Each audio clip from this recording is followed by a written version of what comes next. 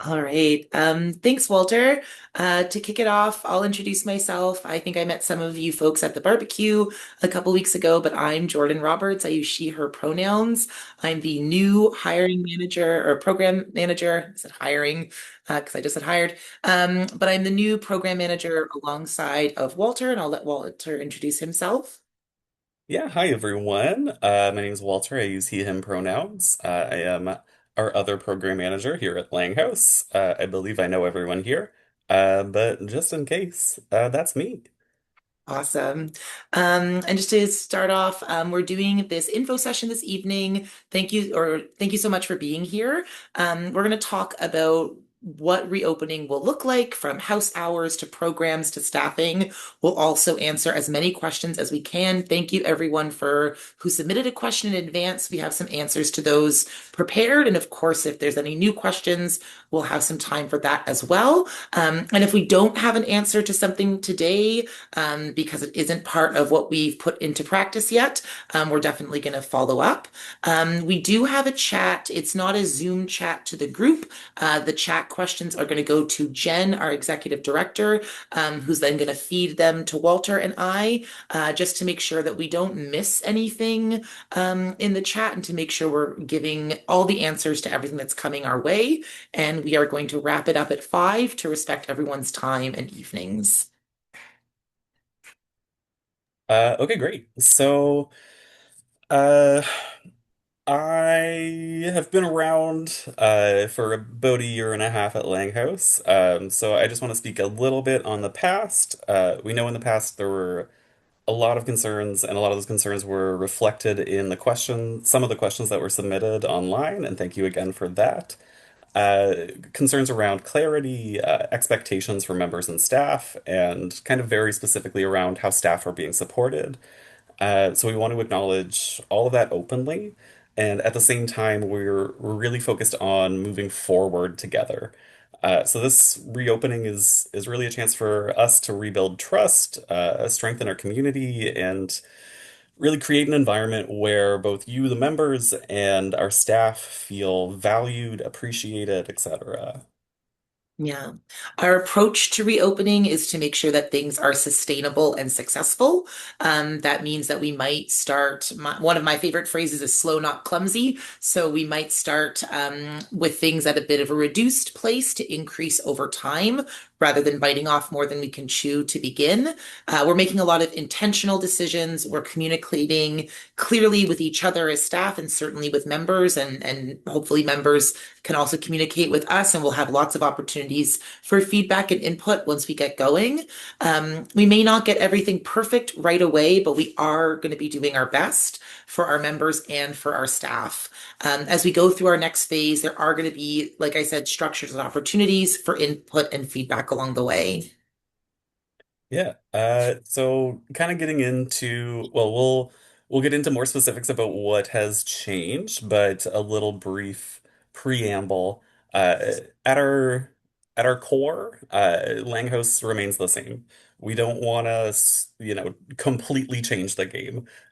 We we've had some time to reflect, gain some clarity around what Langhouse is, what we do best, who we are, why we're here, um, and we've really developed a stronger foundation. We've improved systems and processes, and we have kind of clearer goals and expectations and direction for the organization as a whole. Some examples of this before we get into some more specifics later. We're updating our employee handbook and our member handbook, developing a new staff orientation and onboarding process, as well as reviewing what our member onboarding and recruitment process looks like. And throughout the closure, and continuing on into the future, we've been working with Barrington Consultants, just to, for one, kind of identify what our priorities are for reopening, like what we absolutely have to get done in order to reopen, and also what we can continue to grow in after reopening. Um, and also just making sure these Barrington consultants are making sure that we're doing everything the best way we possibly can. Yeah. Ultimately, we're committed to rebuilding the foundation of Laing. Coming in as somebody fairly new, I've been here for a month. Actually, today it's been a month. And the house is really alive. And I'm so grateful to all the staff and members that have put so much into that house over the years. And you can really see what that house is about. And that's what we remain committed to. And going forward to make that stronger and more adaptable for the future. Today is one part of that work. I'm so excited to engage with members. I've been to one barbecue. I'll be at the barbecue next week. We'll have Thanksgiving. We'll have our reopening, and I'm excited when the space is gonna be a lot noisier and more colorful, and just getting people back into the space. And I'm really grateful because everyone here tonight thinks Laing House is something important, and you're committed to it in some way. So really grateful that everyone is here to have this conversation.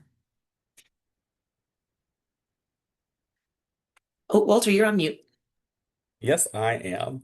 Yeah, so that's kind of our preamble. We're gonna get into some of the questions that we received online.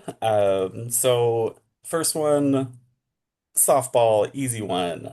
When is the house going to reopen? And that will be October 15th. That's a Wednesday. Um, very much looking forward to it. Yeah, and for that day, we're going to be open from 3 to 7:30.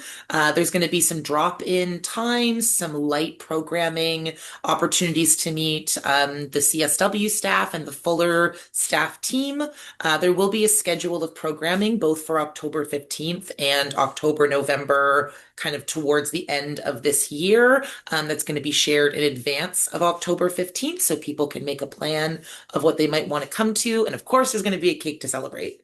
Yeah. And as far as the house hours go, what we here's our kind of vision. Uh, we are going to be opened from Wednesday to Saturday, and our hours will be from Wednesday to Friday. It'll be 3 p.m. to 7:30 p.m. And Saturdays it'll be 11 a.m. until 4:30 p.m. And these are drop-in hours with more programming schedules to come. And I will say upfront, we will reevaluate these hours in the winter. The kind of reasoning behind this is to not bite off more than we can chew, in ways. We want to make sure our staff have adequate time for administrative work. We want to make sure we're fully ready. So while these are reduced hours from when Lang House was open previously, we think this is the best balance for right now. And like Jordan has said, there will be opportunities for input, for feedback along the way, and we'll be reevaluating this in the winter. Yeah. We had some questions about our staffing structure. So we have Jen Ross as our new executive director. She's been around for about 7 months now. We have two program managers, myself and Walter. There are some areas that we're going to be kind of bottom lining separately just to take them on and make sure that they're getting kind of that individual attention. But ultimately, we're going to be functioning as a two-person team. The word Walt Dan has been thrown around a few times, and we feel like we are powering up into that megamorph kind of robot. And we have four CSWs who will form that kind of core programming member frontline team. We do have a new admin coordinator that's been hired, a fundraising manager that will be joining to oversee the fund development. A fundraising manager will be joining, and we also have a fund development officer and some of the initiatives there. We will also be hiring in due time program assistants and casual staff to ensure that the house is open during the scheduled times. This period from now until the new year is like we've said, a more specific kind of schedule, a core team of staffing, and it's going to let us see what we have the capacity for and where we need to grow in the new year. Yeah. We had a couple questions about Langhouse's funding, if that has changed since the closure. And the answer is no. Our funding partners, including the Office of Addictions and Mental Health, have supported us over our pause. They've been very understanding and they continue to fund us. So that should not be a concern. Is there a difference between the two program manager roles? I've touched on that a little bit. Both Walter and I support the community support workers and members.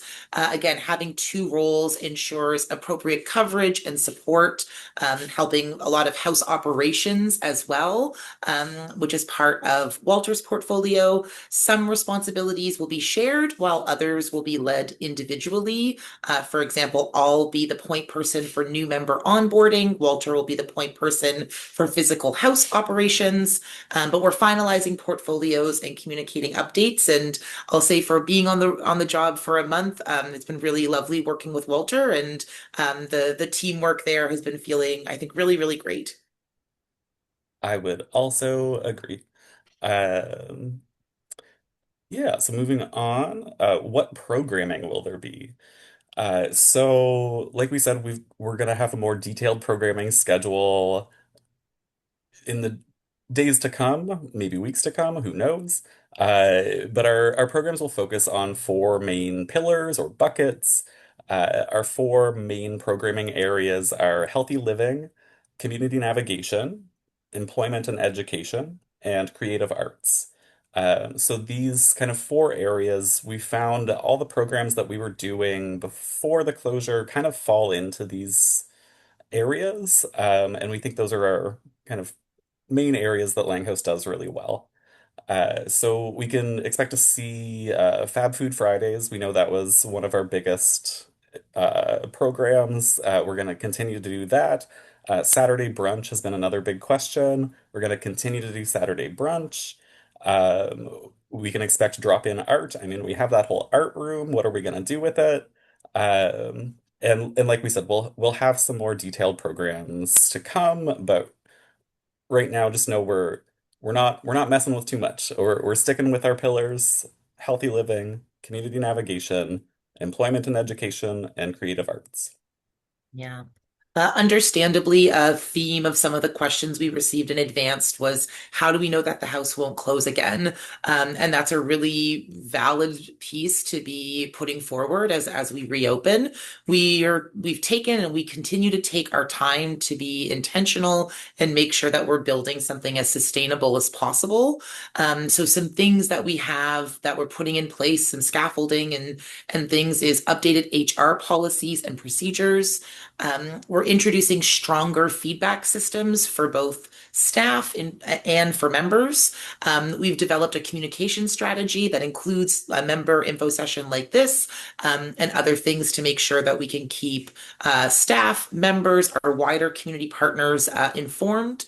And we've strengthened our organizational structure for better collaboration amongst everyone. We're rebuilding. We know that trust takes time to rebuild and build, and we're really committed to putting in the work and taking the time to make sure that those relationships can be rebuilt individually and collectively. Absolutely. And there were a lot of questions around staff support, around staff training. So I'll cover a bit of that now. Our CSWs are starting on October 1st, which is a bit of time before we open on October 15th. And the reason for that is because we want to ensure they have the training they need. We've developed an onboarding schedule for them, a training schedule, orientation schedule, whatever you want to call it. Um, we also revised our recruitment process when we were hiring these CSWs. We've attracted experienced CSWs who come with very relevant education and work experience. I'm very excited about all of them. Just like fantastic people. I'm excited for you to get to meet them when we open.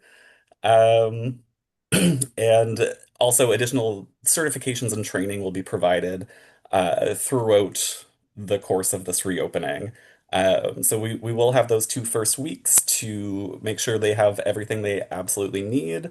And going back to our schedule, where we're only open Wednesday to Saturday, those days that we're closed, Monday and Tuesday, can kind of be staff professional development days, team building days, administrative days, that kind of thing.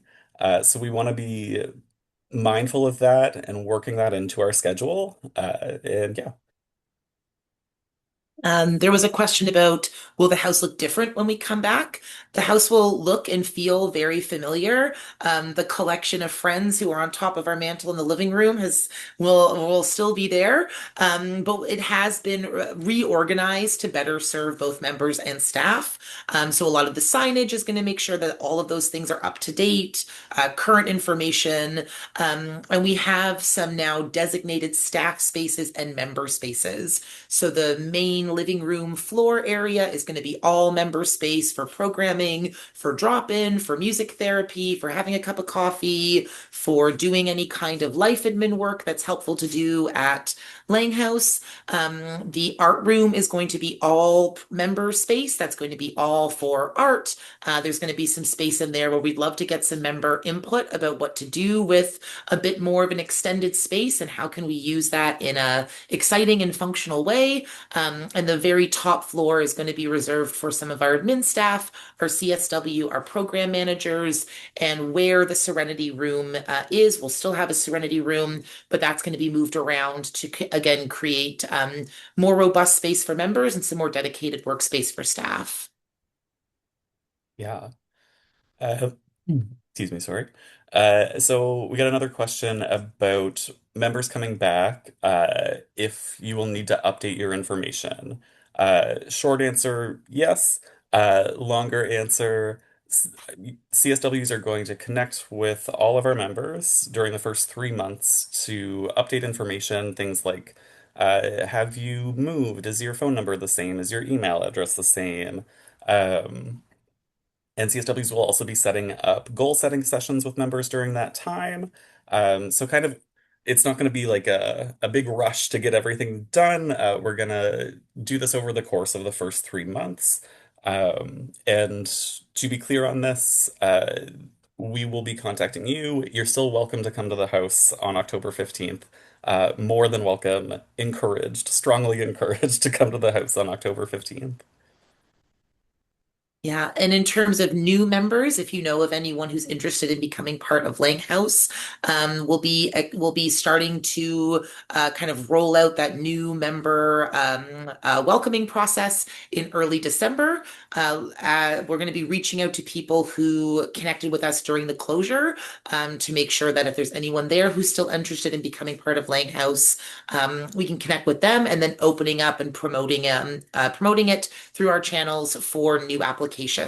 And our welcome process is being updated to be smoother, clearer, more accessible, less paper forms, or if paper forms are helpful, we'll keep those around, but just something that's a little bit more intuitive and can be done collaboratively with the CSWs. Yeah. We also received a lot of questions around clarity around rules and expectations for members specifically. So we are updating the member handbook to clearly outline expectations. Our goal is to make sure we have a safe, welcoming, and collaborative space for everyone. Our Yeah, the handbook will be available digitally at reopening. So hopefully easy to access. CSWs are going to be reviewing it with members just to make sure everyone is clear on everything. And I do want to say, sorry, a little bit of brain fog. Um, Yes, we're focusing on collaboration rather than strict discipline. We know there was a lot of uncertainty and possibly fear around breaking the rules, and that's not what we want to instill in people. So we want to provide clarity around what is expected, and we'll be doing that through our member handbook. Yeah. Yeah, there was a question about what happens if a member breaks the rules. I think from where I'm coming from and the conversations Walter, Jen, and I have had, and how we want to be doing some orientation with our CSWs. This is something we're not a punitive space. We want people to be there at the end of the day. So if somebody is being in the space in ways that aren't aligning with that safe, welcoming, and collaborative space. We'll have conversations about what's going on.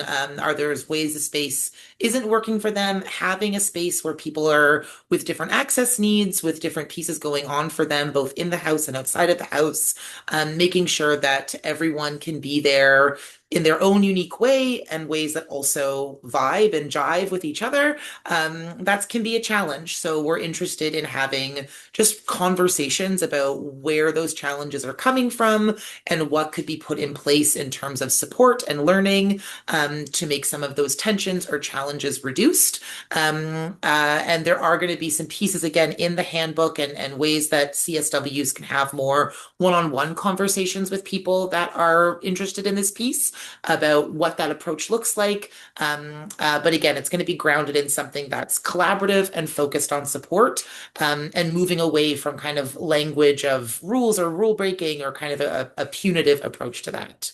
Mhm. One of my favorite topics right now, for we had a lot of questions around specific programs. And first things first, Juno. A lot of questions about Juno. We all love Juno. So we are very hopeful Juno will return. Her schedule may look a little different. Juno is a very busy girl. So typically, I know she was in the house on Wednesdays. That's not going to happen, but we're still kind of working out our schedule with her, and we have Juno, or I personally have Juno at the top of my mind all day, every day. Other kind of more specific programs. Got a lot of questions about Walk Club, and that is definitely on our radar to bring back. A lot of questions about the food truck and our partnership with Feed Nova Scotia. Um, this one's a little more complicated, but Feed Nova Scotia has undergone a lot of changes over the past year. So we're working out what that partnership looks like. But I want to make sure everyone knows we are continuing to provide pantry items for members. We're continuing to stock the house with food. What Feed Nova Scotia and Laing House looks like is a little unclear, but we are still members, we are still partners, and we're working that out. We had a question about can members run programs? And the answer is an enthusiastic yes. Member-led programming is really important for Lang House. We want to be able to let people share their talents, share their interests, and also grow any skills that are related to running programs. We're going to be setting up a process where members, with the support of a CSW, can lead programming that feels good for them. And we want people to feel confident and supported and prepared for whenever those programs happen.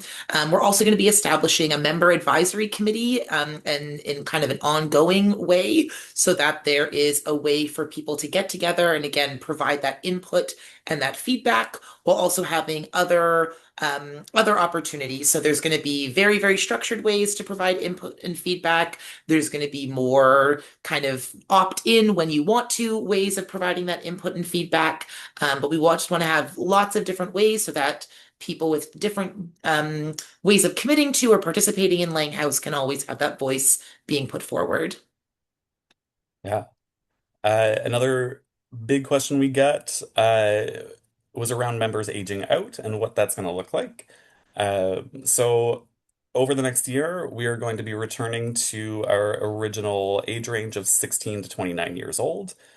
We recognize that we have members who are over or nearing this age, and our kind of plan is to work with those members to build connections with other community supports.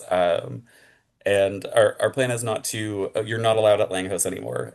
Again, we want this to be collaborative. We want to make sure this is working for everyone. But we also need to stay within our age range of 16 to 29. So again, collaborative, gentle with this, but we will, and we're going to work with you to find a good solution for everyone. And a question about will members be involved in the masquerade? And the answer is yes. I'm very excited to participate in my first masquerade at Laing House. We know that there's lots of excitement, and we're looking at the ways that members can be involved, and we're going to share details about that soon as we promote the masquerade. Yeah. And we had a lot of questions about kind of communication. So how will members know what's going on at Lang House? For now, weekly email updates will continue. I'll still be sending Monday, if not Monday, Tuesday updates, depending on holidays and things like that. We will also increase signage at the house when we reopen. We'll have posters for programs, we'll have calendars, and any changes with this communication process will be shared with everyone. But for now, keep an eye on those emails. I'm gonna be sending them. We'll open it up now to any other questions, either that arose from our answers or haven't been addressed in any way. Just a reminder, this is being recorded and it's going to be sent out to our broader membership afterwards. So if you have a question, but don't want it answered in this kind of a public space or don't want that conversation in this public space, you can email. I'm going to put Walter on the spot because that's the email that you all have. But you can email Walter and we'll get back to you with an answer as soon as we can.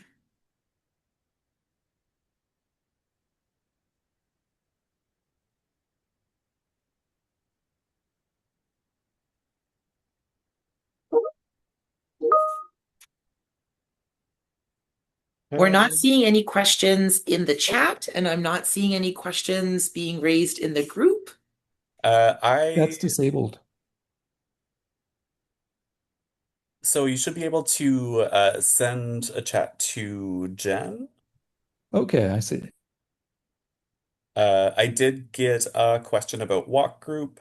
And again, walk group is on our radar, absolutely. We don't have a specific program schedule set yet, but we've had many requests for walk group, and this is a member-driven space, so definitely on our radar and something we want to make happen.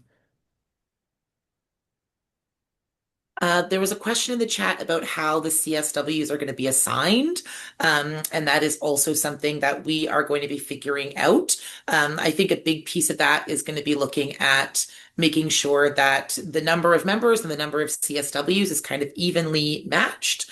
I know Walter was around when that matching system was happening a bit more frequently. I don't know if you have any insights into what we might be keeping there or any ways that we might be evolving that. Uh, I don't really have much to say right now. It's still kind of in development. Um, yes, our CSWs are starting on October 1st, so um, I think we'll understand a bit more of like I don't want to say who vibes with who, but we'll understand a bit more of like how we're going to distribute members to CSWs, connect them, whatever, uh, in the days to come. Yeah.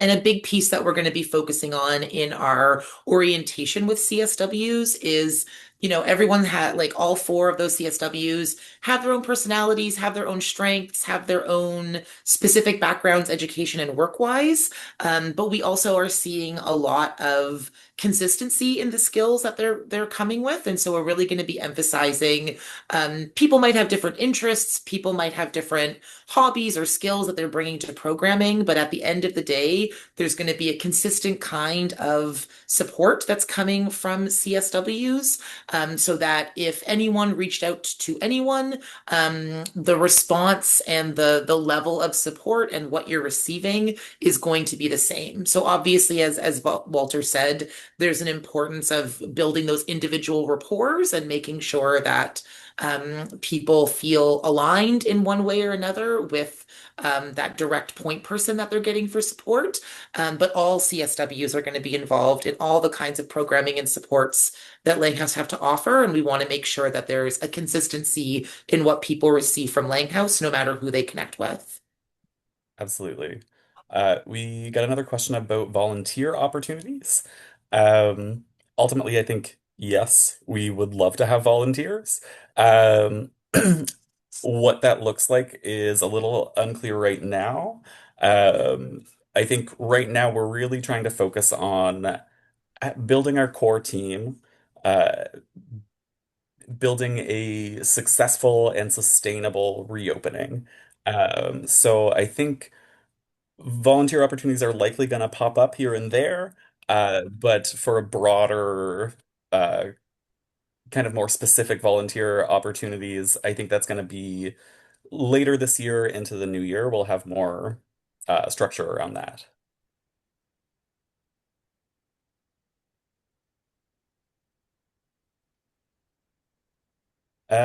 Okay. So I think I'm getting a lot of the questions. If everyone wouldn't mind sending them to Jen Ross, Executive Director. Uh, Jen, she, her, Executive Director is her name in Zoom. But I will just read some of them here. Hang on one second.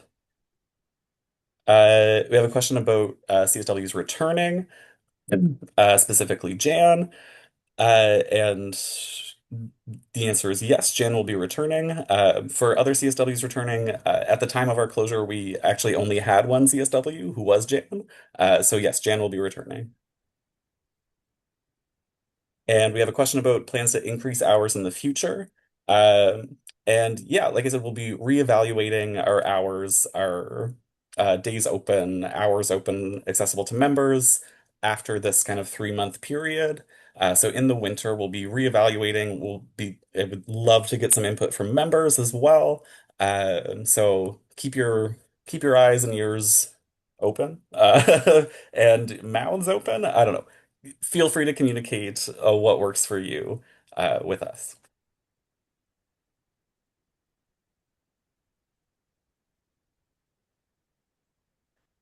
And I think that's about it. We'll give another couple minutes in case anybody has anything else they want to ask.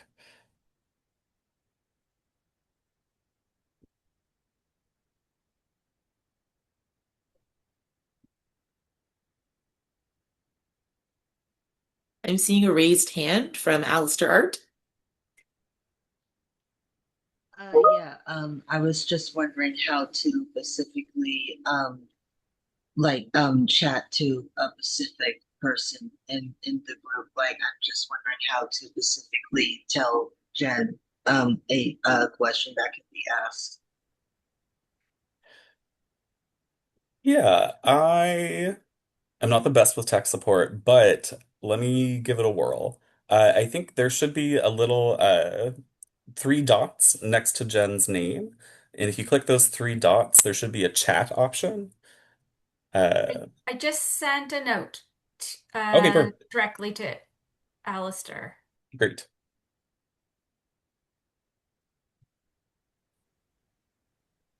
Okay, all right, I think I got it. Thank you. Okay, great. There's a question about if there's going to be anything different regarding showers or laundry at Laing House.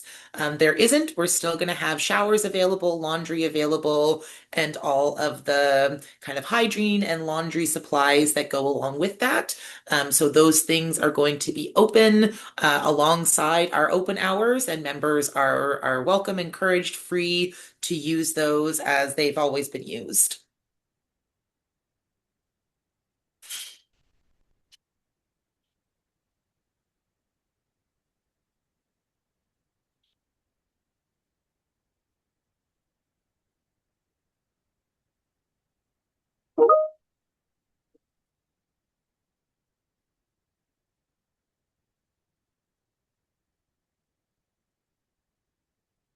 There's a question there about former members applying as staff, if there's any policy on that. Right now, we don't have a policy on that. I'll let Jen interject in case there's something that does exist that I'm unaware of. Having worked in a few different kinds of organizations like this that are kind of hubs for community where there are staff and members. I know that some organizations have policies around a time period between when somebody can be a member and when somebody can be a staff. That's not something that's formalized at Laing House. We don't have a specific piece on that. When there are applications open for casual staff, part-time staff, or if, in due time and when there is time to hire another kind of full-time CSW, we'd certainly encourage any member, or I should say previous member, who is interested in that kind of role to chat with Walter and or myself. And that's also a good idea or a good encouragement for us to be thoughtful and mindful about what that can look like moving forward. Yeah. We have another question about writing group, if that's coming back. If that is something you would like to have back, I think we can work that in some way. Uh, we again, this is member driven. We want to be offering programs that you want to do. So if this is something you want to do, I feel like we want to make it work.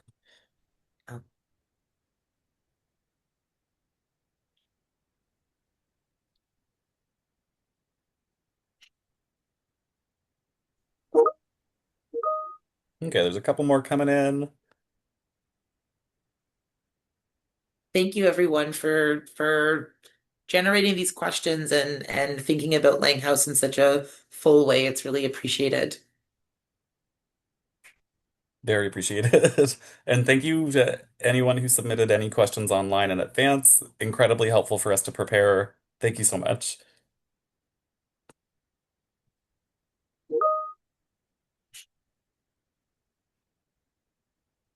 So we have some questions around baking group.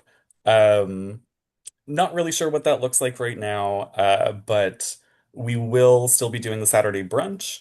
Whether or not baking group is part of that, not really sure.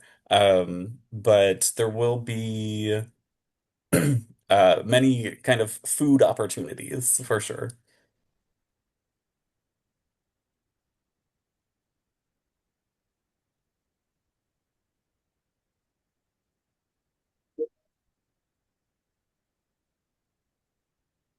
Getting a number about the numbers of members now in relation to the four community support workers that we have.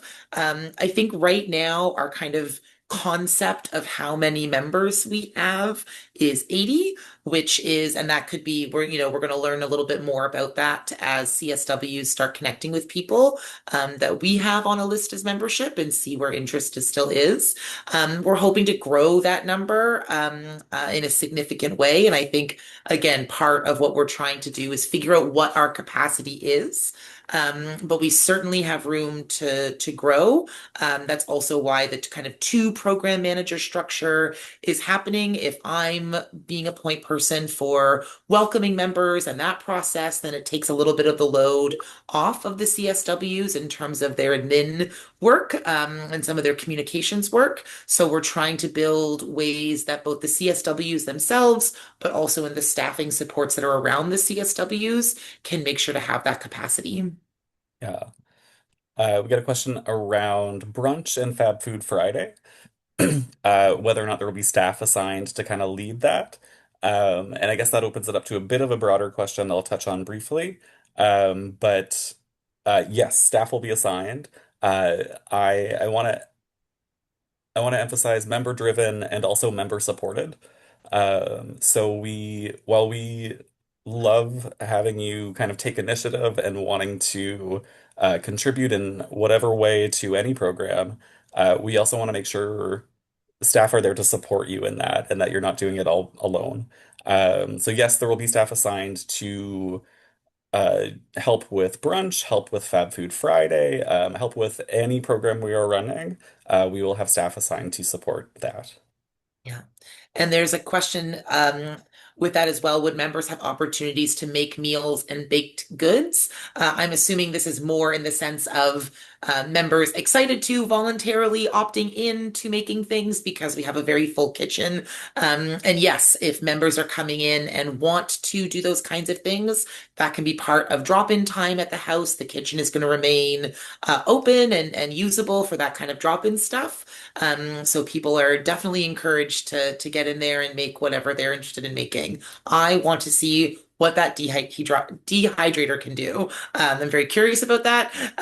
But yeah, if people are interested in coming in to cook for themselves, to try out a new recipe, to make something to share, we want that to be something that people can be excited about and do, but not feel on the other side of that, the onerous part of that, the obligation part of that, to be doing baking and cooking solely for a program and having staff support when it's a specific program around food.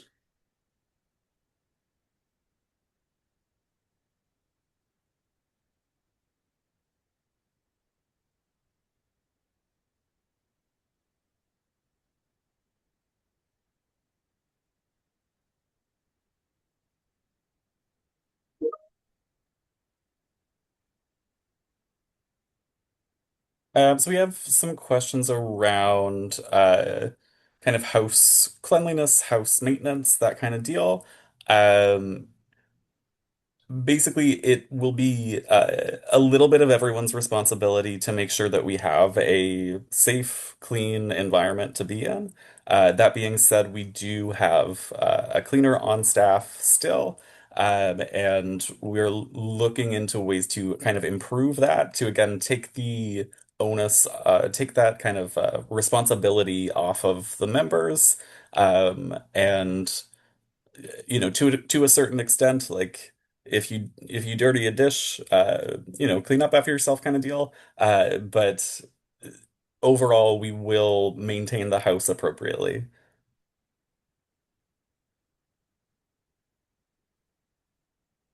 And I should also add to that, uh, I don't know if this is even a little interesting to anyone, but we are kind of going over our cleaning supplies supplier, making sure that everything is kind of streamlined, easy to use, easy to understand, just to kind of make uh, cleaning the house less of a huge task.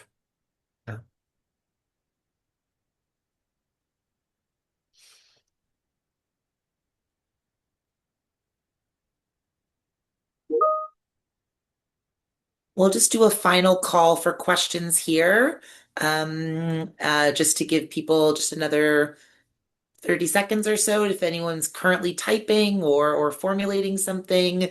Um, and again, this isn't the one and only time we'll be receiving questions or engaging folks or offering opportunities for feedback. This was more of a Q&A about house reopenings.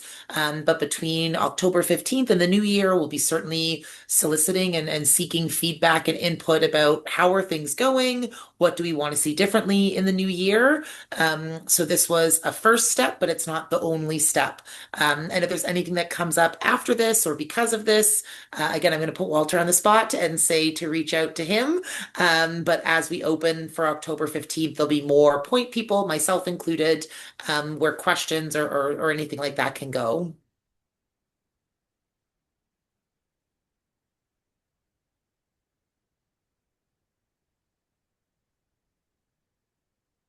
Okay, great. I think we're getting to the end, if not there already. I just want to thank everyone again for coming with questions, coming with an understanding of the importance of Laing House. I'm really glad you're all here. I'm really glad you feel open enough to share these questions with us, and I'm glad we were able to answer some of them for you. Um, so that being said, I hope everyone has a lovely rest of your day. We're going to end the Zoom meeting. If you have any additional questions, please reach out to me. Everyone should have my email. If not, I'm sending you an email every Monday. So everyone take care. Thank you so much. Thank you.